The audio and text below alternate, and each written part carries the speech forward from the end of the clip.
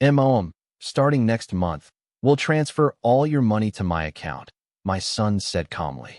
I just smiled. That night, like always, he and his wife came over for their usual free dinner. But when they stepped into my house, both of them screamed in shock. Can you believe your own son, the one you sacrificed everything for, could systematically steal from you for years? Because that's exactly what happened.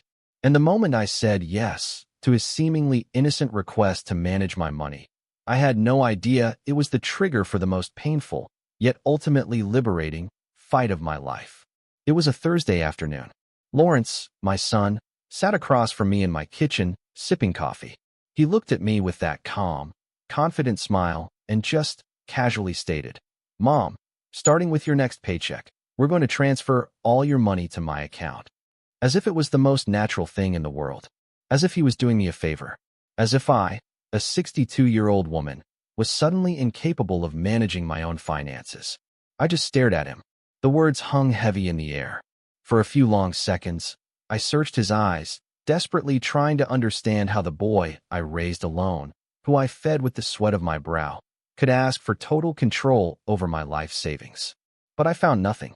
Just that calm, self-assured smile. The confidence of someone already in control. So, I took a deep breath. And I told him, "Yes, that sounds fine. I trust you." His smile widened. He stood, gave me a quick, almost mechanical kiss on the forehead, one of those kisses that mean absolutely nothing, and said, "It's for the best, Mom. You won't have to worry about anything. I'll take care of everything. It's for your own good.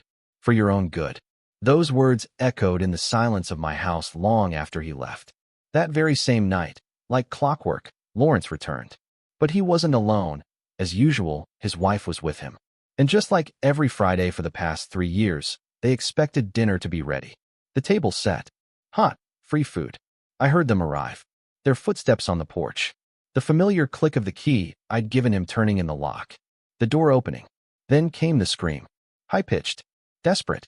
The scream of someone who just saw something they absolutely didn't expect. The scream of someone who suddenly realized things were not going to go their way.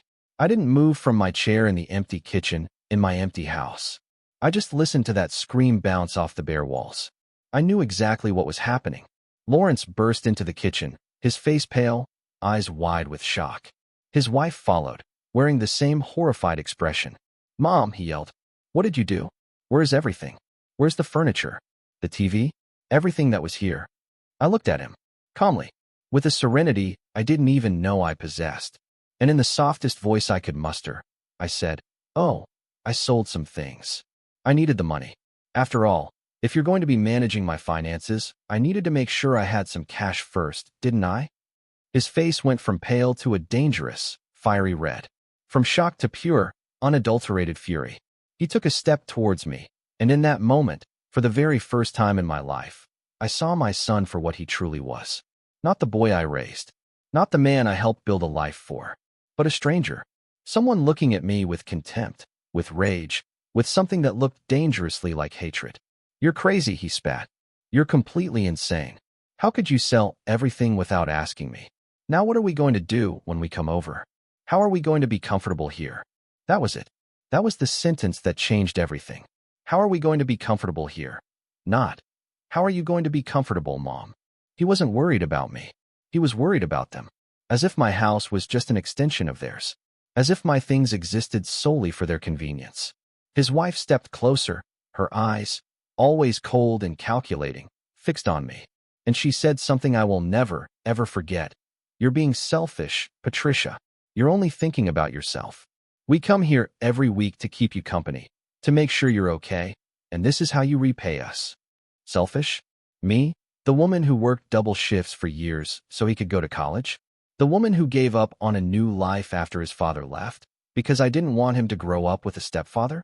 The woman who lived in tiny apartments, wore old clothes, ate the bare minimum, just so he could have everything he needed? Selfish. Lawrence just stood there, staring at me as if I were a problem he needed to solve. And then he said the words that broke something deep inside me. "Maybe it was a mistake to suggest the bank account," he mused. "Maybe you're not in a condition to make good decisions anymore. Maybe you need more help than I thought." More help. As if I were a burden. an incapable old woman who needed to be controlled. I stood up, looked at them both, and in a voice that came out stronger than I expected, I told them, "Dinner isn't ready. There is no dinner. If you're hungry, you can go eat somewhere else." The silence was thick, heavy. Lawrence looked at me as if he couldn't believe what he'd just heard. His wife let out a dry, bitter laugh, muttering something about respect and gratitude. And then Lawrence delivered the final blow.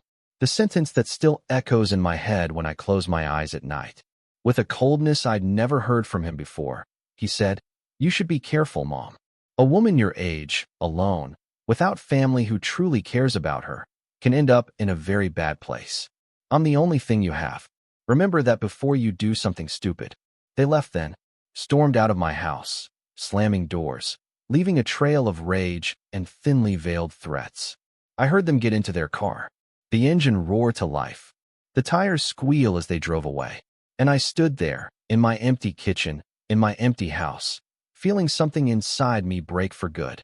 But it wasn't sadness. It wasn't despair. It was something different. It was clarity. It was the absolute certainty that my son didn't love me, that maybe he never had, that to him, I was just a resource, a source of money, food, and comfort. I sat back down in my chair. I looked at the bare walls of my living room, at the empty spaces where furniture I'd bought with my own hard-earned money used to be. And for the first time in a very long time, I smiled. Because Lawrence didn't know something. He didn't know I hadn't sold the furniture for money. I'd sold it to send a message, to see how he would react, to confirm what I already suspected deep down in my heart. And he had reacted exactly as I expected, with rage, with indignation, with the attitude of someone who feels entitled to another person's things. That night, in the darkness of my empty house, I made a decision. I wasn't going to yell. I wasn't going to cry. I wasn't going to beg. I was going to do something much more powerful. I was going to observe. I was going to wait. I was going to let Lawrence believe he had won. And then, when he least expected it, when he was most confident, most sure of his control over me, I was going to show him who Patricia Mendes really was. Not the submissive mother he thought he knew, but the woman who had survived a broken marriage, poverty, and years of grueling work. The woman who knew exactly how to protect herself. The woman he should never have underestimated.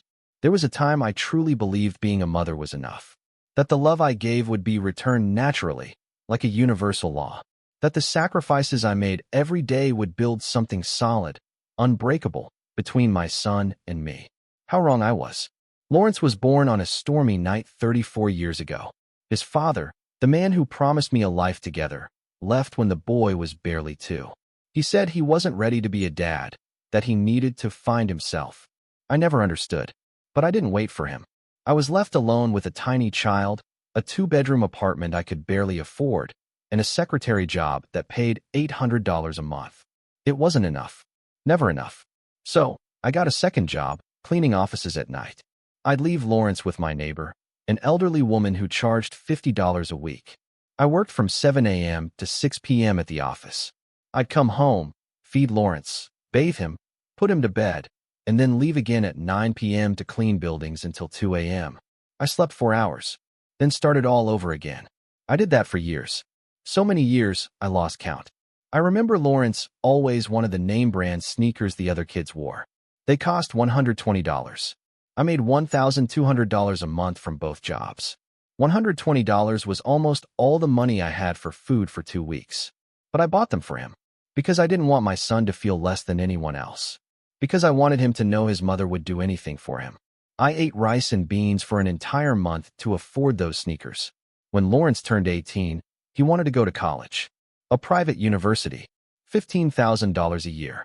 I didn't have that money. Not even a tenth of it. But I went to the bank. I took out a loan. I went into debt for 4 full years of education, paying it off for 10 years. 10 years of loan payments so my son could have a college degree. He graduated. Got a good job. Made $3,000 a month. Double what I made after 30 years of work. And I was happy. I thought, finally, he could build his life. I thought I had finally done my job as a mother well. But Lawrence didn't leave my house right away. He said he wanted to save money, build a solid foundation before living on his own. I told him, of course. My house is your house. Stay as long as you need. He stayed 5 more years. 5 years where I was still working my 2 jobs. 5 years where I paid the rent, the food, the utilities. 5 years where Lawrence saved every single cent of his salary because he didn't have to pay for anything. When he finally left, it wasn't to rent an apartment. It was to buy a house. A $200,000 house, which he paid for in cash because he had saved all his money during those 5 years of living for free at my house. I was proud. I told him I was proud. And I was. I thought I had done the right thing. I thought that now, with his own house, maybe he could help me. Maybe I could work less. Maybe I could finally rest a little. But that never happened. Lawrence got married 2 years after he moved out. His wife was elegant, always perfectly dressed, nails immaculate, speaking with that polite tone that always hid a hint of disdain. From the beginning, I noticed she looked at me differently, as if I were somehow inferior, as if she couldn't understand how Lawrence came from me. At their $30,000 wedding, I sat at a table in the back, not the main one with the family. Lawrence explained it was because there were important people, clients from his job, who needed those tables. I said I understood. I smiled for pictures. I danced when asked. And I went home alone that night, feeling strangely empty. After the wedding, Lawrence's visits became less frequent. Before, he'd come 2 or 3 times a week. After, it was once every 2 weeks. Then once a month. Always in a hurry. Always looking at his phone. Always with some excuse to leave early. I didn't say anything. I didn't want to be the annoying mother, the one who complains, who doesn't understand her son has his own life now. But then they started coming on Friday nights. Always at dinner time. Always without notice. Always expecting me to have food ready. At first, I was happy. I thought he finally wanted to spend time with me. Missed me. So I'd cook his favorite dishes. Set the table beautifully. Buy dessert. But I noticed something. He never came alone. Always brought his wife. And they never came to talk. They came to eat. They'd arrive, sit, eat, and leave. Sometimes an hour, sometimes less. I also noticed they never brought anything. Never a bottle of wine. Never a dessert. Never any money to help with groceries. Nothing. One night, after they left, I counted how much I'd spent on dinner. $45. $45 I didn't have to spare. $45 that meant I'd have to work extra hours to make up for it. And I realized something chilling. To Lawrence, I had become a service. A free restaurant. A place where he could come to eat without paying. Without even truly thanking me. I started noticing other things, too. When I asked him for help, he always had excuses. When I needed a ride to the doctor because my car broke down, he was busy. When I mentioned my refrigerator was making strange noises, afraid it would die soon, he just told me to buy a new one, as if I had $500 saved for emergencies. I didn't. I barely had enough to get to the end of the month. But what hurt the most was my 60th birthday. Lawrence arrived 2 hours late. No gift. No card. Just an excuse about traffic. He stayed for 20 minutes. Ate the cake I bought for myself because I didn't want to spend it alone. And then he left. I cried that night. I cried like I hadn't in years. Because I finally understood something I'd been denying for so long. To my son, I was no longer important. I was just a resource. Something that was there, available, waiting to be used when he needed it. And the worst part was, I had allowed it. I had established that pattern. I had never asked him for anything. Never told him I felt used. Never told him I needed more from him than 20-minute visits and Friday night dinners. Because I was afraid. Afraid that if I complained, if I asked, if I demanded, he would disappear completely. And the idea of losing my son, even this son who barely saw me, terrified me more than anything. So, I continued being the convenient mother. The silent mother. The mother who was always there, door open, never causing problems. Until that Thursday afternoon. Until Lawrence told me he wanted to manage my money. And something inside me, something that had been asleep for years, woke up. A small, but clear voice that told me, asterisk, this isn't right. This is the beginning of something worse. Asterisk, but even then, with that voice whispering in my head, I told him yes. Because I still had hope. I still wanted to believe my son loved me. That he would protect me. That he would do the right thing. How foolish I was. The following Monday, Lawrence came to my house, armed with papers. Lots of papers. He spread them across the kitchen table. That smile on his face now seemed different. Less warm. More calculating. Mom, this is simple, he said. I just need you to sign here, here, and here. These are the documents so I can have access to your account. I'll transfer your paycheck automatically every month. That way, I'll take care of paying your bills, managing everything. You won't have to worry about a thing. I looked at the papers. Bank forms. Authorization forms. I read the fine print, the stuff people usually ignore. And then I saw it. I saw it, and felt the floor tilt beneath my feet. It wasn't just access. It was complete power. The authority to make transfers, to close accounts, to make all financial decisions on my behalf. Lawrence, I said, this says you would have total control over my money. He nodded, as if it were the most normal thing in the world. Yes, Mom. This way it's easier. I can manage everything without having to ask you for authorization every time. It's for practicality. Practicality? That word echoed in my head. Practicality for who? I asked myself, but didn't say it aloud. I took the pen he offered, held it in my hand. For a moment, I was about to sign, about to hand over everything, because that's what I had always done, trust, hand over. But then I remembered Friday night. His face, contorted with fury, when he saw the empty house.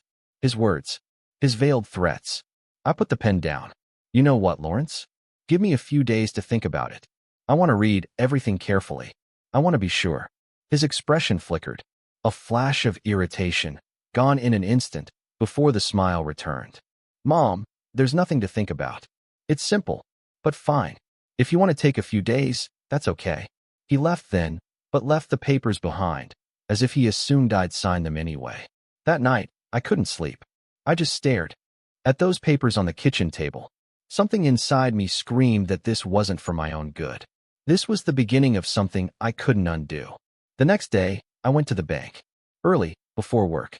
I asked the teller to check my account, to show me all transactions from the last 6 months. She printed pages and pages. I checked them carefully, line by line. And then I saw it. My breath caught. A withdrawal I hadn't made. $1,200. 3 months ago. Money that had left my account, and I didn't remember taking it out. I asked the teller for more details. She checked her computer and told me something that truly took my breath away.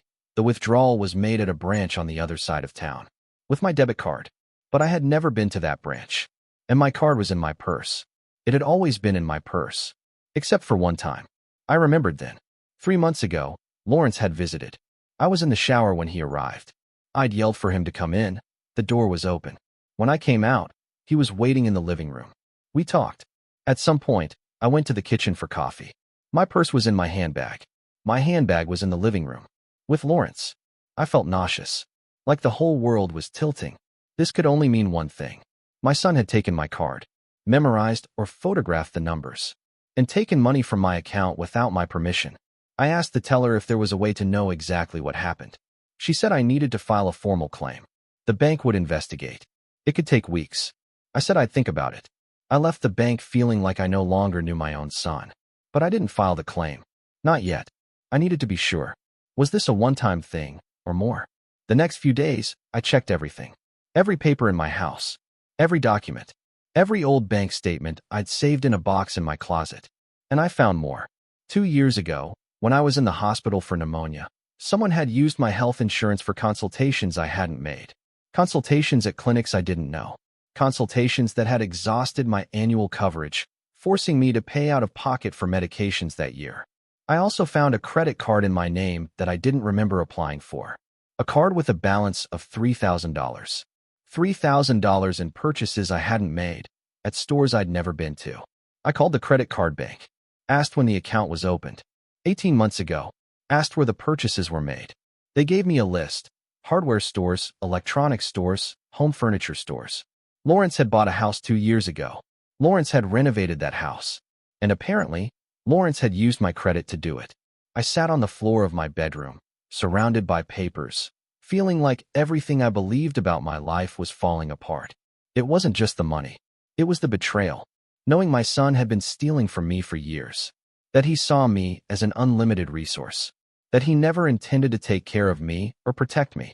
I cried until I had no more tears. Then I wiped my face, gathered all the papers, and made a decision. I wasn't going to confront him yet. Not yell. Not complain. Because I knew if I did, he'd deny everything. Say I was confused. Senile.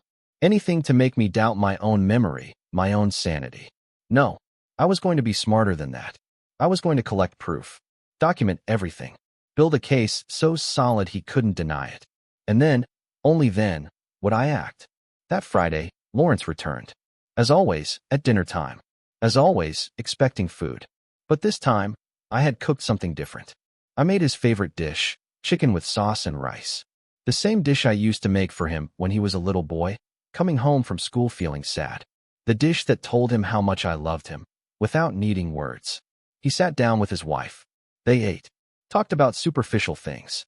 Work, the weather, a new movie. I watched them, as if seeing them for the first time. And I realized something. Lawrence ate my food with the same indifference he'd eat a fast food burger. No gratitude in his eyes. No love. Just the mechanical act of eating something free. When they finished, Lawrence took out the bank papers again. Put them on the table, right next to his empty plate. Mom, the days you asked for have passed. You've thought about it, right? Sign this, and I'll take care of everything. I looked him straight in the eyes. In the calmest voice, I told him I still wasn't sure. I needed more time. His wife scoffed. Patricia, this is ridiculous. Lawrence is just trying to help you. I don't understand why you're being so distrustful. Distrustful? She called me distrustful. And the saddest thing was, she was right. But not in the way she thought. Lawrence stood. His expression was hard now, the mask of a smile gone. Mom, this is for your own good. You can't keep managing your finances alone. It's obvious. Look how you sold the furniture without thinking. Look at the irrational decisions you're making. Irrational. Selling my own furniture in my own house was irrational. But stealing from me for years wasn't. I didn't say anything. I just held his gaze until he looked away. They left that night without a goodbye. And I stayed there, in my kitchen, looking at those unsigned papers. Knowing the war had just begun. A silent war. A war I had to win. Because if I lost, I wouldn't just lose my money. I would lose my dignity. My autonomy. My life. The days after that dinner were strange. Lawrence didn't call. Didn't visit. As if he'd decided to punish me with his absence. As if he believed I'd fall apart without him. Beg him to come back. Finally signed those papers just to get his attention. But I didn't fall apart. For the first time in years, the silence of my house didn't feel empty. It felt full. Full of something different. Full of clarity. I spent those days poring over every detail of my financial life. Every receipt. Every bank statement. Every paper related to money. And the more I looked, the more I found. I discovered that 3 years ago, when Lawrence asked to borrow my ID because he'd lost his and needed to pick up an urgent package, he'd done something else with it. He'd opened an electricity service account in my name. At his address. For 3 years, the electricity bill for Lawrence's house had been in my name. And when he didn't pay on time, the penalties piled up on my credit history. That's why I'd been denied a small loan last year for car repairs. That's why my credit score had mysteriously plummeted. I called the electricity company. Explained the account wasn't mine. That I'd never lived at that address. The woman on the phone said I needed to file a sworn statement. Report it as identity fraud. Identity fraud. Committed by my own son. I hung up and stared at the wall for I don't know how long, trying to process how I'd gotten to this point. Trying to understand when my son had become this. That night, I couldn't sleep. Staring at the ceiling, listening to the city sounds. I thought about all the times I'd justified his behavior. Told myself he was busy, had his own life, that I was demanding. But this wasn't about expectations. This was theft. Deception. A son who saw his mother as a resource to exploit without consequence. The next morning, I did something I'd never done. I went to see a lawyer. A small office downtown. William Sanchez, attorney at law. I'd seen an ad for free consultations. I walked in feeling small, ridiculous. A 62-year-old woman complaining about her own son. But the receptionist smiled kindly and showed me in. Attorney Sanchez was in his 50s. Graying temples, kind eyes. He asked me to tell him everything. And I did. About the missing money. The credit card I hadn't applied for. The electricity account. The papers Lawrence wanted me to sign. He listened, took notes. When I finished, he leaned back in his chair and sighed. Mrs. Mendes, he said, what you're describing is financial fraud and a breach of trust. If you sign those papers your son is asking for, you're giving him total legal access to your money. He could empty it all out, and you would have no legal recourse. Because you yourself gave him permission. The words hit me like stones. I knew it. Deep down I knew it. But hearing it from a professional made it terrifyingly real. What can I do? I asked. He leaned forward. First, don't sign anything. Second, report the credit card fraud and the theft from your bank account. Third, change all your passwords, PINs, everything. Fourth, consider getting a restraining order if you feel you're in danger. A restraining order against my own son. The idea was absurd, devastating. I don't want to get him in legal trouble, I said. He's my son. The lawyer looked at me, compassion and sadness in his eyes. Mrs. Mendes, your son is already in legal trouble. He's committed several felonies. The question isn't whether you want to get him in trouble. The question is whether you want to protect yourself. I left that office with a folder full of forms and a list of things to do. Overwhelmed, but also something else. Determined. I went straight to the bank, changed all my passwords, requested a new debit card, closed the fraudulent credit card, and filed a formal dispute. The teller helped me patiently, never making me feel stupid or weak. When I got home, I was exhausted, but also strangely light, as if an invisible weight I'd carried for years had finally been shed. That night, Lawrence finally called. His voice was tense. Mom, we need to talk. Come over for dinner at my place tomorrow. We have to sort this out. It wasn't an invitation. It was a command. And before, I would have obeyed. But now, after everything I discovered, I only felt a cold calm. I can't tomorrow, I told him. I'm busy. Busy? Mom, what can you be busy with? This is important. For you, maybe, I said. For me, there are other, more important things now. A silence, heavy with surprise and irritation. You're acting very weird, Mom. I don't know what's wrong with you, but you need to stop being so stubborn and sign those papers. This is for your own good. For my own good. Those words again, as if stealing from me was an act of love. Lawrence, I said, my voice firmer than I expected. I'm not going to sign anything. And I think we need to have a very serious conversation about several things. About what things? His voice changed. More alert. More cautious. About money that has left my account without my permission. About credit cards I didn't apply for. About utility accounts in my name at addresses where I don't live. The silence that followed was absolute. So thick, I could almost feel it through the phone. I don't know what you're talking about, he finally said. His voice was controlled, but I could hear the panic underneath. I think you do, I told him. And I think you need to think very carefully about what you're going to say next. Mom, you're delusional. You're confused. Maybe you need to see a doctor. There it was. The card I knew he'd play. To make me seem senile, confused, incapable. I'm not confused, Lawrence. I have all the papers. I have all the proof. And I've already spoken with a lawyer. Another silence. This one longer, heavier. You spoke with a lawyer? His voice was almost a whisper. Almost a threat. Yes. And he explained exactly what you've been doing. He explained what fraud is. What's illegal. Mom, you can't be serious. I'm your son. Everything I've done has been to help you. Help me. I laughed, a sharp, bitter sound. Lawrence, you stole from me. For years, you used me. You lied to me. I would never. He started, but I cut him off. Yes, you did. And you know it. The question now is, what are we going to do about it? I heard his breathing on the other end. Heavy. Agitated. I'm coming over, he said. We need to talk in person. No, I told him. You are not coming over. If you want to talk, we can do it on the phone. Or we can do it with lawyers present. You're crazy, he yelled, completely losing it. Completely crazy. After everything I've done for you. All the times I've come to see you. That I've worried about you. All the times you came to eat for free, you mean? All the times you needed something from me. But the times I needed you, where were you? I hung up then. Before he could respond. Before he could manipulate me with words again. And I stayed there, in my kitchen, phone in hand, trembling. But not with fear. With rage. Years and years of suppressed rage, finally finding its voice. That night, I slept better than I had in months. Because I had finally told the truth. I had finally stood my ground.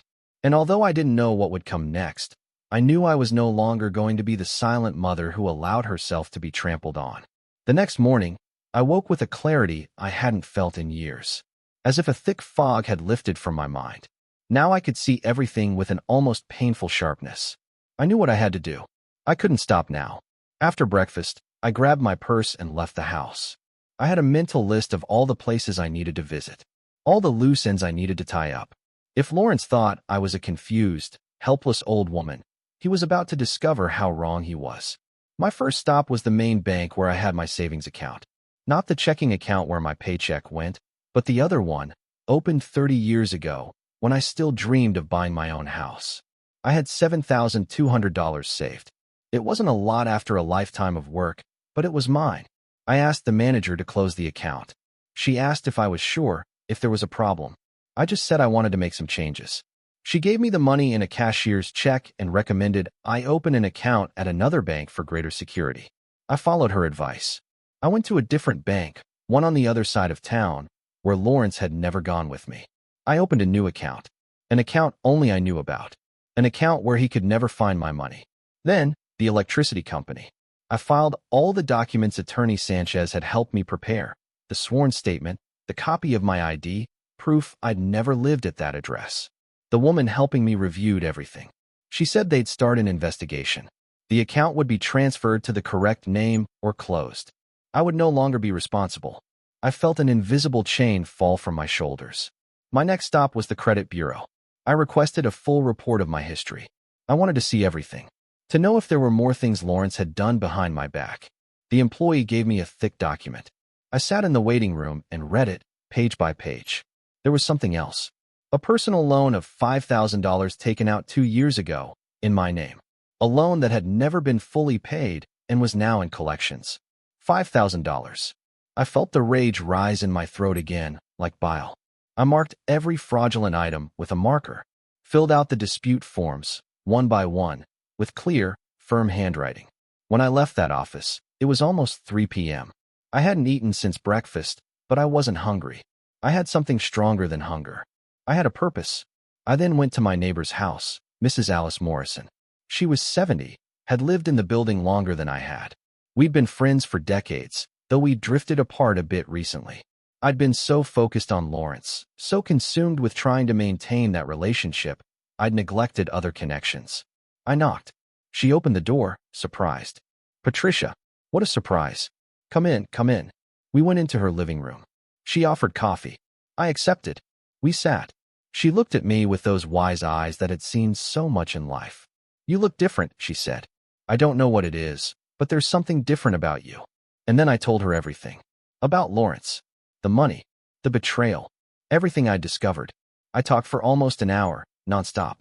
She listened, never interrupting, nodding occasionally, an expression that mixed sadness with a knowing recognition. When I finished, she sighed deeply. Patricia, I knew something wasn't right. I saw it every Friday when he came over. The way he treated you, like you were a service. But I didn't say anything because it wasn't my place. But I'm glad you're finally seeing the truth. She took my hand. Her fingers were cold, but her grip was firm. I need to ask you a favor, I told her. I need you to be my witness. If Lawrence comes and tries to say, I'm confused, that I'm senile, you can confirm that's not the case. That I am in full control of my faculties. She nodded without hesitation. Of course. And more than that, if you ever need a place to stay, if you don't feel safe in your house, my door is open. Those words filled me with such deep gratitude. They almost made me cry. But I didn't cry. I had cried enough. Now it was time to act. That night, back in my house, I organized all the documents I'd collected. I put them in a large folder, made copies of everything, put the originals in a safe place, and left the copies in the folder. If anything happened to me, if Lawrence tried something, there would be evidence. Proof. I also wrote a letter, detailing everything I'd discovered, everything Lawrence had done. I put it in a sealed envelope, with instructions to be opened only in case of an emergency. I gave it to Mrs. Alice to keep. I was preparing myself like a general preparing for battle. Because I knew Lawrence wasn't going to let this go. I knew he would come, that he would try to manipulate me, to convince me, to make me doubt myself. But I was no longer the same woman I had been 2 weeks ago. That woman had died the night Lawrence threatened me in my own kitchen. The woman I was now was different, stronger, clearer, more determined. On Wednesday afternoon, as I was making tea, I heard a car stop in front of my building. I looked out the window. Lawrence's car. He got out with his wife. They looked determined. They were coming to confront me. I took a deep breath, put down my teacup, and waited. The doorbell rang. Once, twice, 3 times, each time more insistent. I opened the door, but I didn't invite them in. I stood on the threshold, blocking the entrance. We need to talk, Lawrence said, his voice hard. No pretense of friendliness. I'm listening, I told him. Inside, Mom. We're not going to talk in the hallway. We have nothing to talk about inside. Whatever you have to say, you can say it here. His wife scoffed. This is ridiculous, Patricia. Stop acting like we're enemies. You're not enemies, I replied. Enemies are honest about their hostility. You are worse. You are thieves who hide behind pretty words. Lawrence took a step towards me. His face was red with fury. How dare you? After everything I've done for you. Everything you've done for me, Lawrence. I have the records. I have the proof. I know exactly how much money you've stolen from me. I know about the fraudulent credit cards. I know about the electricity account. I know about everything. He froze. His mouth opened, but no sound came out. And now, I continued, with a calmness that surprised even me, you have two options. Either you give me back everything you stole from me, every single cent, or I go to the police and file charges for fraud. You can't do that, his wife burst out. He's your son. That's exactly why it hurts so much, I replied. Because he's my son. Because I gave him everything, and he repaid me by stealing from me. Lawrence finally found his voice. You owe me, he yelled. My whole life I grew up without a father. My whole life I had to see you work and be tired. That was your fault. You chose to have me. You chose to stay alone. I didn't ask to be born. His words landed like blows. But they no longer hurt me like before. Because now I could see them for what they were, justifications. Excuses. From someone who knew he had done something unforgivable and was trying to shift the blame. You're right, I told him. I chose to have you. And it was the best decision of my life until it stopped being. But that doesn't give you the right to steal from me. That doesn't give you the right to exploit me. I didn't steal anything from you. I just took what was owed to me. Nothing was owed to you, Lawrence. I gave you everything you needed when you were a child. When you were an adult, it was no longer my obligation. And it definitely wasn't my obligation to give you access to my money without my knowledge. His wife grabbed his arm. Let's go. It's not worth it. She's already lost. Lost. What an interesting choice of words. As if I were the one who was wrong. As if defending my own money and my dignity were crazy. They left then, went down the stairs without looking back. I closed the door, feeling strangely calm. That night, Attorney Sanchez called. He told me the banks had confirmed the fraud. The credit card money would be canceled. They were investigating the unauthorized withdrawals. I had a solid case if I decided to file criminal charges. I thanked him and hung up. I sat in my empty living room, in my house that no longer had a TV or elegant furniture. And for the first time in a long time, I felt rich. Rich in something money couldn't buy. Rich in dignity. In strength. In the certainty that I was doing the right thing. The days following that confrontation were strangely silent, as if the whole world were holding its breath, waiting to see what would happen next. I found myself in a kind of emotional limbo, where rage and pain mixed with a growing sense of liberation I didn't know how to fully process. Lawrence didn't call again, didn't show up at my door. And for the first time in years, I wasn't constantly waiting for his contact. Not checking my phone every hour for a message. Not making up excuses in my mind to justify his absence or silence. But even though he wasn't physically present, his digital presence was impossible to ignore. Something in me led me to check his social media. Something I didn't normally do, as it always felt like an invasion of privacy, even for his mother. But now, I felt I had the right to know what he was doing, what he was saying, how he was presenting his life to the world, while I dealt with the consequences of his actions in private. What I found left me breathless with its audacity. The absolute disconnect between reality and the image he was projecting. The day after our confrontation, he posted a photo of him and his wife in an elegant restaurant, smiling for the camera, wine glasses in hand. The caption, celebrating the release of toxic energies and surrounding oneself only with people who bring value to life. As if I were the toxicity he needed to free himself from. As if my refusal to let him steal more was some kind of negativity he had wisely removed from his existence. The comments below were all positive, congratulating him on caring for his mental peace, setting healthy boundaries, prioritizing his emotional well-being.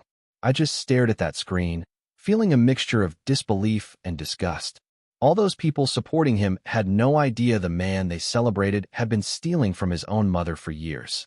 There were more posts in the following days, each more elaborate than the last. as if Lawrence were deliberately constructing a public narrative of his life that had absolutely nothing to do with the truth. A photo of him at the gym, with a reflection on self-care and the importance of investing in oneself before helping others. Profound words. Until you remembered this was the same man who used money stolen from his mother to buy gym memberships and expensive athletic clothes. Another photo, working on his computer, with a comment about the sacrifice and hard work it takes to build a successful future.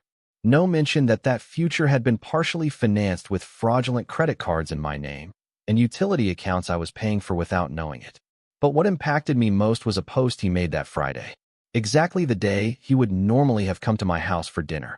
A post sharing an old photo of him as a child with me. A photo I didn't even know he had. Me holding him, maybe 5 years old, both of us smiling. The text accompanying it. Sometimes the people you love the most are the ones who hurt you the most. I've learned that love doesn't mean tolerating abusive behavior. I've made the difficult decision to distance myself from a toxic family relationship for the sake of my mental health.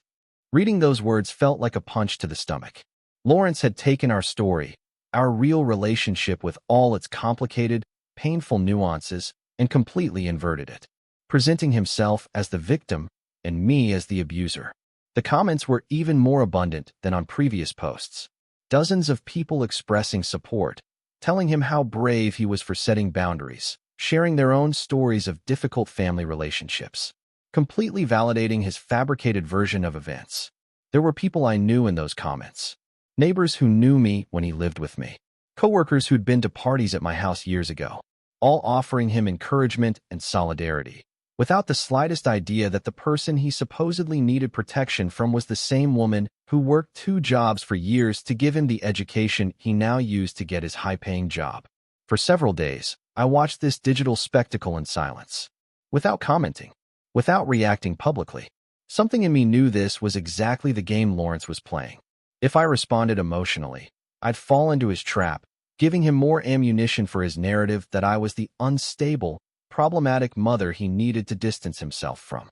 But every new post, every new supportive comment he received from people who didn't know the truth, was like a small wound opening up inside me. Not because I cared what those people thought of me specifically, but because it hurt to see how easily people believed a well-told story, without questioning if there could be another version of events. The last straw came when Lawrence posted a story showing the house he and his wife had bought, showing the renovations they'd made, the new furniture, the perfectly designed garden, all presented as the fruit of his hard work and dedication, without a single mention that a significant part of it was paid for with money that wasn't his, with credit fraudulently obtained using my personal information. He showed it all with so much pride, so much satisfaction, as if he truly believed he'd earned it all himself, as if he'd completely forgotten, or simply didn't care, that every brick of that house was partially built on the sacrifice and theft of his own mother. I watched him live his life in those small digital windows and wondered how it was possible that someone could sleep at night knowing what they had done. How he could maintain that facade of a successful, ethical person while simultaneously committing fraud and theft against the person who gave him life. I wondered if he ever felt guilt. If ever, in the middle of one of those elegant dinners or gym workouts, he would stop and think about his mother, sitting alone in an empty house after selling her furniture just so she could eat, because her own son had been systematically stealing from her for years. But looking at his posts, seeing the ease with which he built and maintained this perfect public image, I came to understand something fundamental about Lawrence. Something I maybe had always known on some level, but had never wanted to fully admit. My son had developed the ability to create parallel realities in his mind, where he could be simultaneously the abandoned son who deserved compensation and the successful man who built everything himself, where he could justify theft as something rightfully his, while presenting himself publicly as a victim of family toxicity. It was a form of cognitive dissonance so deep, it almost seemed as if he really believed his own lies, as if he had built a narrative so elaborate in his head that the line between truth and fiction had completely blurred. And as I watched all this from the silent distance of my empty house, something inside me hardened even more. Because seeing Lawrence not only steal from me, but also steal my story completely, inverting the roles of victim and victimizer in his public presentation of events, made me understand that there was no redemption possible here. No conversation I could have with him that would make him see the reality of what he had done. He had chosen his path. He had chosen the lie over the truth. He had chosen image over substance. And I needed to accept that the son I had raised and loved had never really existed in the way I believed, or had been completely replaced by this stranger, who could smile for the camera while destroying his mother in private, without apparently feeling any genuine remorse. The moment came on a Tuesday afternoon, not planned, but in retrospect, inevitable. Because the truth always finds its way to the light, no matter how many layers of lies are piled on top, trying to keep it buried. I was in Attorney Sanchez's office, going over the final documents of the case, when he informed me that the banks had completed their investigations. They confirmed a total of $17,000 in fraudulent transactions over 3 years, an amount that took my breath away, not just for the number, but for what it represented, not a mistake or a moment of weakness, but a systematic, deliberate operation of theft that required constant effort and dedication on Lawrence's part. The lawyer explained that with this evidence, I had more than enough to file criminal charges. But there was another option: send a formal demand letter to Lawrence, giving him the chance to return the stolen money and compensate for damages before proceeding with more severe legal action. He said this was a courtesy many victims of family fraud offered, understanding that even with serious crimes, family ties complicated things. But he also warned that this courtesy could be seen as weakness by the perpetrator. I needed to be prepared for Lawrence to respond not with gratitude or remorse, but with more manipulation and denial. I thought about it for several minutes, sitting there, looking at all the documents meticulously detailing every fraudulent transaction, every unauthorized account, every lie my son had carefully constructed. A part of me still held a small, irrational hope that if Lawrence was confronted with irrefutable evidence, maybe something in him would awaken. Maybe he'd find some vestige of conscience or remorse, or at least the basic recognition that he had crossed a line. That part of me, still his mother despite everything, wanted to give him that opportunity to do the right thing, to correct his mistake, to show that somewhere deep inside him, there still existed something of the person I had raised with so much love and sacrifice. But there was another part of me, stronger and clearer, that knew exactly what Lawrence would do with that opportunity. And that part knew he wouldn't take it as an act of grace, but as confirmation that I was too weak to truly hurt him, that he could continue manipulating and controlling me. Because, at the end of the day, I would always give in. Because I was his mother. And mothers always forgive. Always give another chance. Always choose love over justice. That part of me understood that a private warning would only give him time to prepare his defense, to hide more evidence, to build an even more elaborate narrative of victimization that he could use publicly to destroy my credibility before I could act. I told Attorney Sanchez I didn't want to send a private letter. I didn't want to give Lawrence the opportunity to respond in private, where he could control the narrative and manipulate the situation. Instead, I asked him to prepare the necessary documents to file a formal civil lawsuit that would become a public record, where anyone who wanted to verify the truth could do so, instead of simply believing Lawrence's carefully built social media version of events. The lawyer nodded, with what seemed like a mixture of surprise and respect. He probably didn't expect a woman my age to make such a direct, unambiguous decision. He told me he would proceed immediately, and Lawrence would be officially notified within the next 72 hours. I left that office feeling something I hadn't felt in a long time. Something I couldn't identify at first, until I realized it was power. The power of having made a decision completely by myself, without consulting anyone, without asking permission, without worrying about how it would make me look to others, or if people would think I was being too harsh with my own son. For the first time in decades, I had chosen to protect myself over protecting the feelings or reputation of another person, even when that person was my son. And that choice, though painful, filled me with a sense of integrity I'd forgotten was possible to feel. The notification reached Lawrence on a Thursday morning. Attorney Sanchez confirmed it by phone. And though I wasn't there to see his initial reaction, I could perfectly imagine the moment he opened that official envelope and read the documents detailing every fraudulent transaction, every unauthorized account, every dollar he had stolen. Meticulously documented, with dates and bank reference numbers that made any denial impossible. I didn't have to wait long to confirm my imagination. Less than 2 hours after he received the notification, my phone began to ring with an insistence that bordered on desperation. Call after call, which I let go to voicemail without answering. Because I no longer had anything to say to Lawrence that wasn't contained in those legal documents. I listened to the voicemails later that night, when I finally felt emotionally prepared. It was fascinating, in a disturbing way, to hear the progression of his panic through each successive message. The first one still tried to maintain some composure, with that controlled voice he used when he tried to seem reasonable.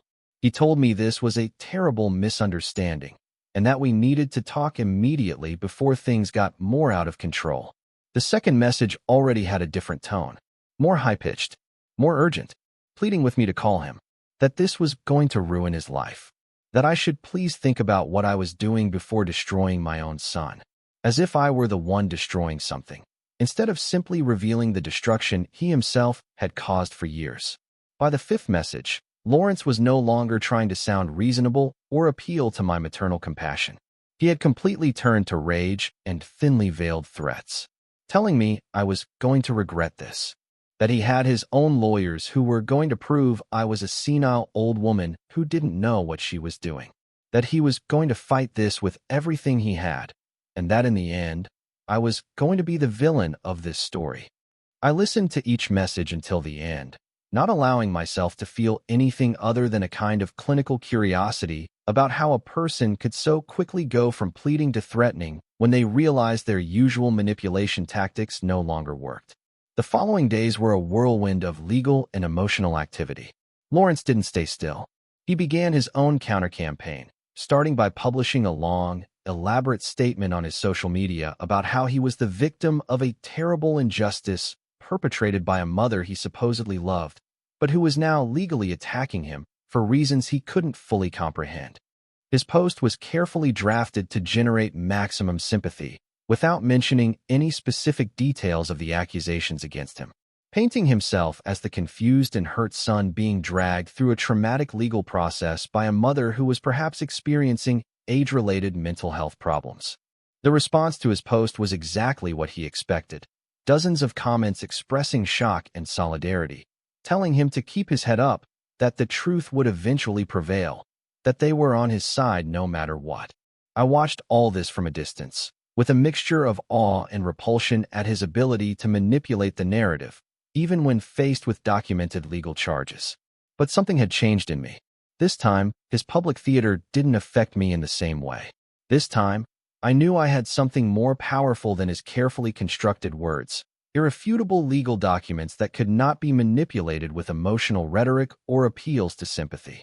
Lawrence's real collapse began when his own lawyers reviewed the evidence against him, and apparently told him something he didn't want to hear. Because suddenly, his social media posts stopped abruptly, and the silence that followed was deafening in its eloquence. Attorney Sanchez informed me that Lawrence's legal representatives had contacted him, asking about the possibility of reaching an out-of-court settlement, which basically confirmed they knew he had no real defense against the evidence I had presented, and that his best option was to minimize the damage before it proceeded to a public trial where all the dirty details would be revealed in public access documents. It was then that the cracks began to appear in Lawrence's carefully constructed life. Apparently, some of his closest friends had started asking uncomfortable questions after his wife casually mentioned at a social gathering that they were dealing with a complicated family legal problem. And once people began to investigate a little deeper, they discovered the public documents of the lawsuit that detailed the specific accusations of financial fraud. Mrs. Alice told me she had heard from other neighbors that Lawrence's name was being mentioned in neighborhood conversations in ways that were definitely not flattering. That people who had once seen him as the successful and educated son now looked at him with suspicion and distrust.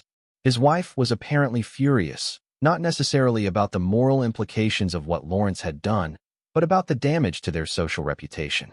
And according to rumors that reached my ears through the neighborhood gossip network, there had been considerable fights in their house about how to handle the situation.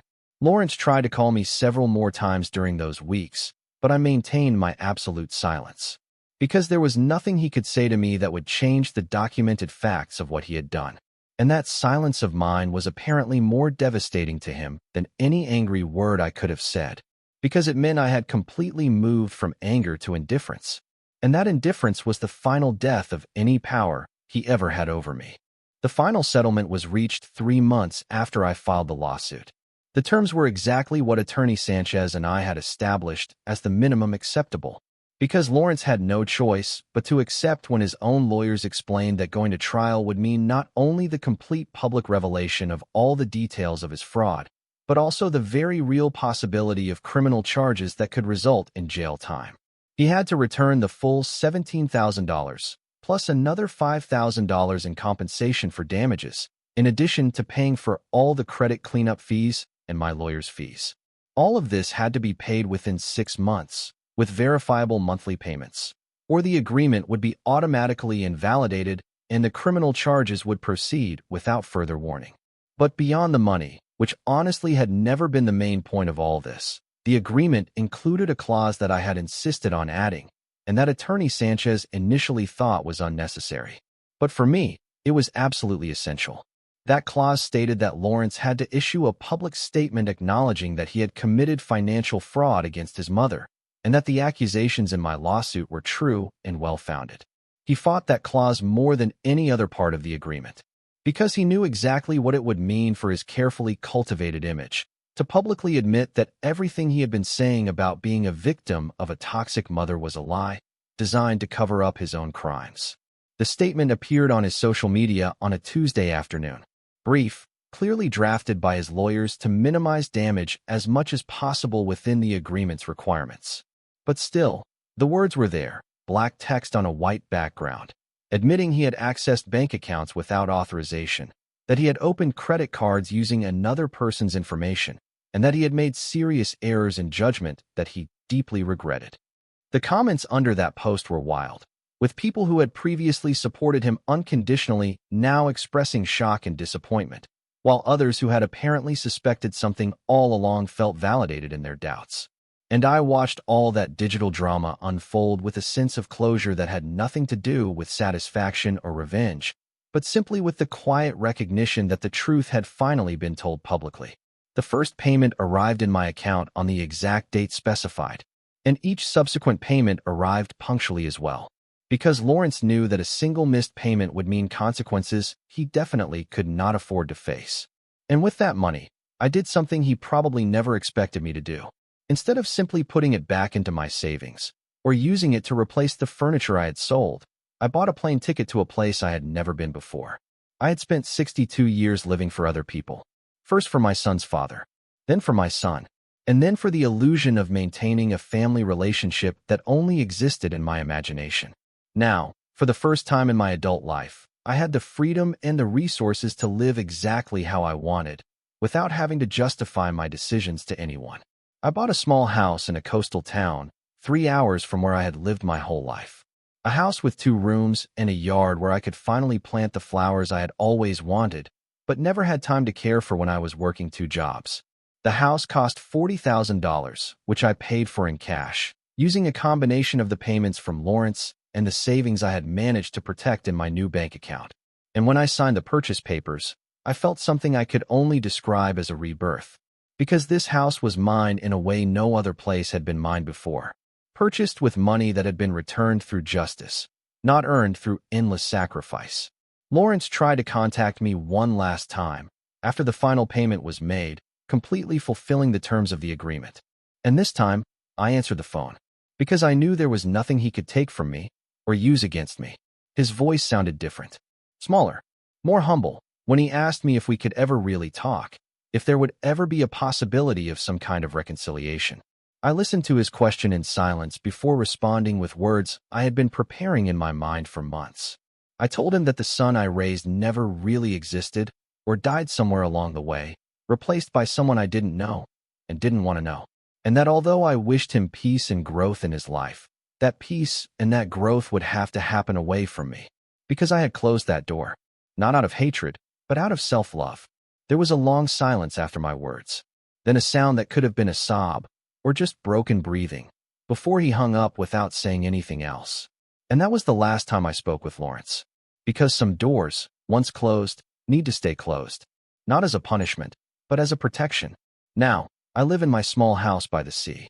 I spend my mornings drinking coffee in my garden, watching the flowers I planted with my own hands grow.